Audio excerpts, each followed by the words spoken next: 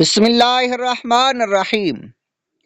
وہ صورتیں جن میں اعتکاف توڑنا جائز ہے۔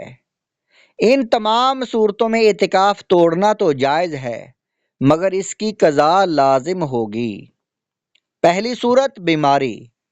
اعتکاف کے دوران کوئی ایسی بیماری پیدا ہو گئی جس کا علاج مسجد سے باہر نکلے بغیر نہیں ہو سکتا تو اعتکاف توڑنا جائز ہے۔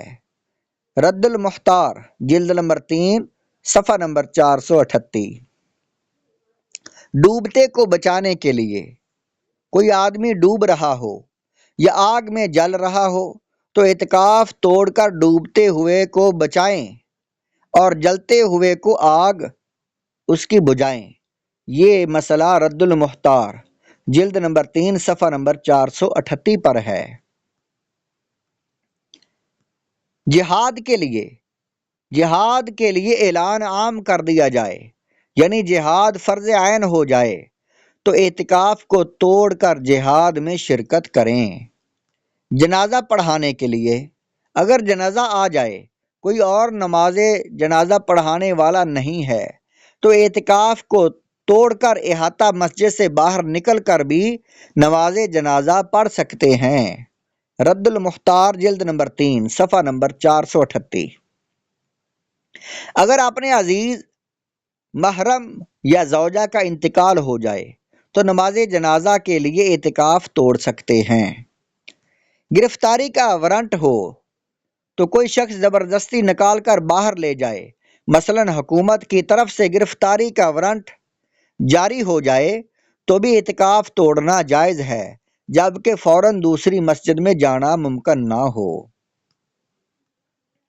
گواہی کے لیے اگر آپ کسی معاملہ میں گواہی کے لیے حاضر ہونا ہو، گواہ ہوں آپ اور آپ کی گواہی پر فیصلہ موقوف ہو تو آپ کے لیے یہ جائز ہے کہ اعتکاف توڑ کر گواہی دینے کے لیے جائیں اور حقدار کے حق کو ضائع ہونے سے بچائیں۔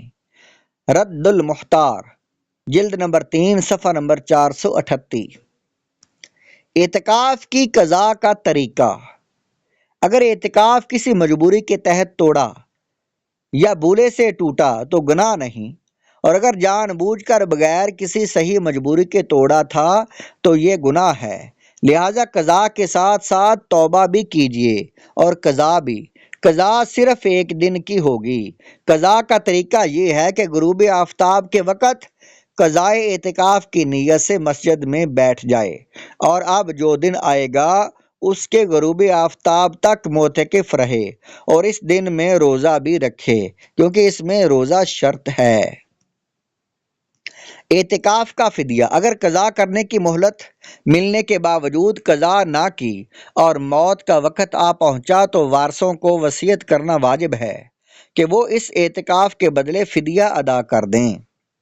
فدیہ کا طریقہ یہ ہے کہ اعتکاف کے فدیہ کی نیت سے کسی مستحق زکوٰۃ کو صدقہ فطر کی مقدار میں یعنی 2 کلو سے 80 گرام کم گیو یا اس کی رقم ادا کر دیجیے۔